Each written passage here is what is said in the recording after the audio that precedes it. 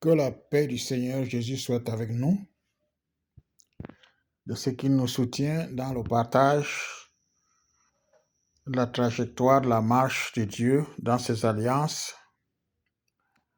depuis Abraham, Isaac et Jacob, en passant par 430 ans d'esclavage des fils de Jacob en Égypte,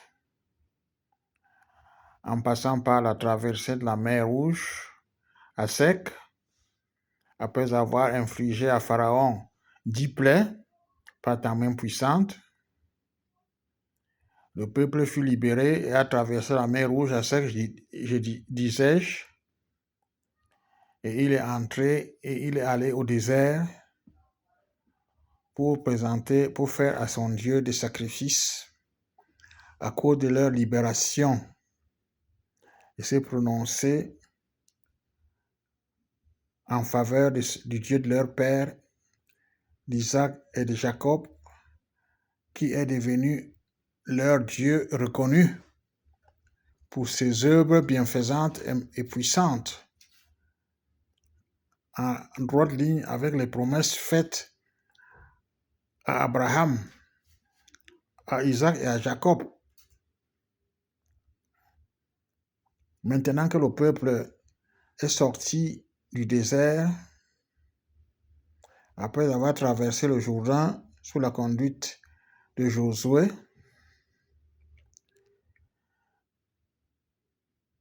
deux autels ont été bâtis, un dans le Jourdain, invisible par les hommes,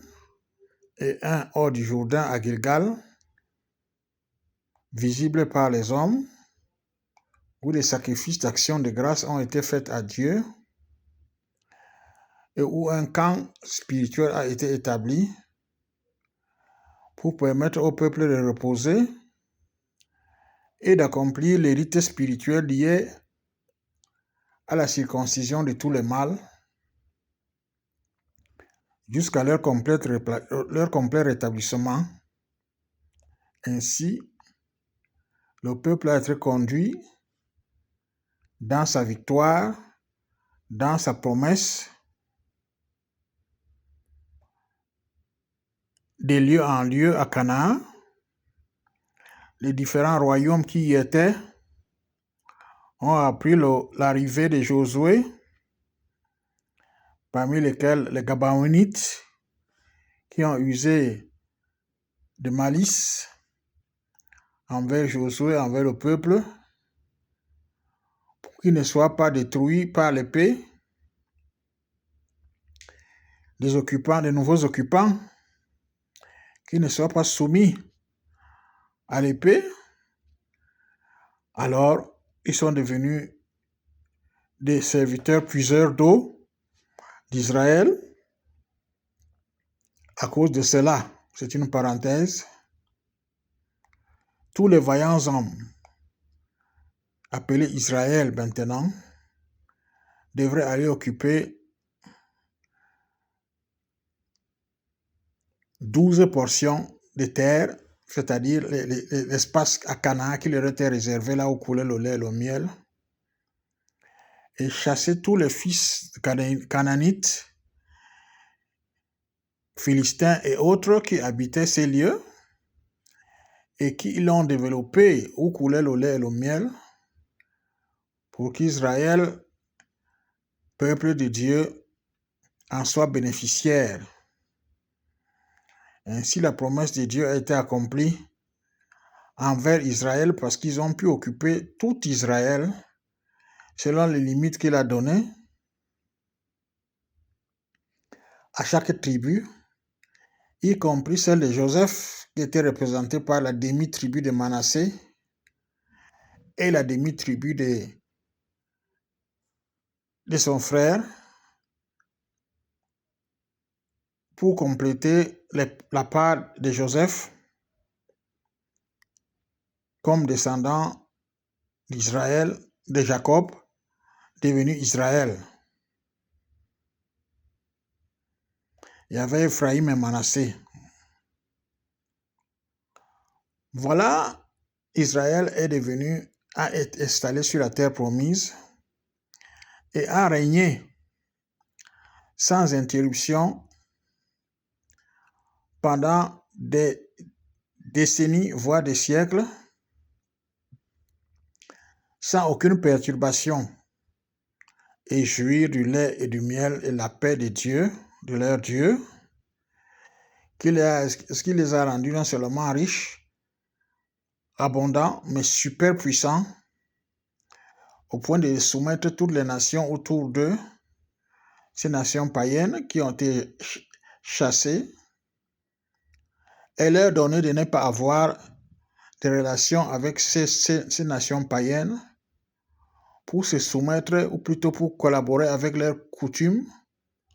et se souiller devant leur Dieu. Alors,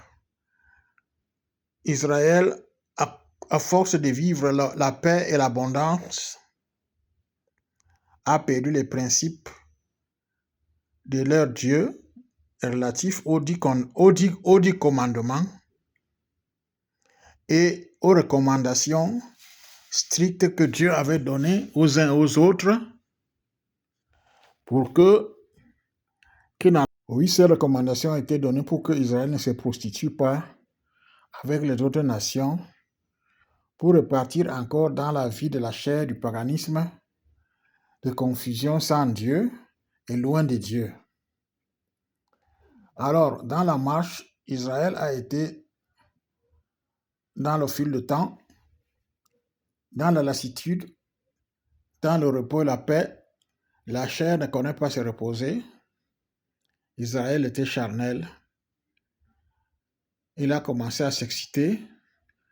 et à faire ce que Dieu a dit de ne pas faire, de ne pas rechercher les richesses de ces peuples qu'il a chassés. Dieu l'a inondé de richesses, mais les richesses ne l'ont pas empêché de se prostituer, de ne pas se marier des femmes de ce peuplement païen qui ne connaissait pas Dieu, et de ne pas prendre des femmes de ce peuplement païen qui ne connaissait pas Dieu, et de ne pas avoir des relations pratiques de la vie avec eux, pour que les mauvaises compagnies corrompent parce que les mauvaises compagnies corrompent les bonnes mœurs. Dieu était prévenant envers Israël, parce qu'Israël avait encore une mission à faire après s'être affermi et approuvé par Dieu. Il devait être envoyé dans les nations pour interpeller les païens à connaître le seul vrai Dieu, le Dieu d'Israël,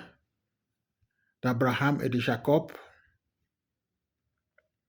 qui n'est pas un morceau de bois ni de fonte, qui n'est pas la rivière ni le soleil, mais qui est un Dieu vivant que l'on peut rencontrer par la foi. Cette mission n'a pas pu se faire par Israël parce qu'Israël est tombé dans l'hypocrisie de la chair, attaqué par le diable, et ils ont commencé à mélanger leurs pensées à la loi de Dieu et à déformer la loi de Dieu, disant, selon la loi de nos pères et selon la loi de Dieu, nous avons décidé de vivre de telle manière ou de telle autre, de telle manière ou de telle autre, de faire telle chose ou telle autre. Donc, ils sont devenus des associateurs de leurs pensées qui venaient des peuples païens, de la chair, qui ne craignaient pas Dieu, à diluer la loi de Dieu avec leurs sentiments, et tout ceci a formé un peuple hypocrite qui n'était plus en communion spirituelle avec Dieu et qui n'était plus approuvé par Dieu. Dieu les a envoyés plusieurs fois en sanction à leurs ennemis. Il les a rachetés, il les a ramenés, il les a envoyés, il les a ramenés pour essayer de les rééduquer. Israël a le coup raide et Dieu a décidé de les livrer à leur propre turbitude et qui seront jugés de Dieu au temps marqué.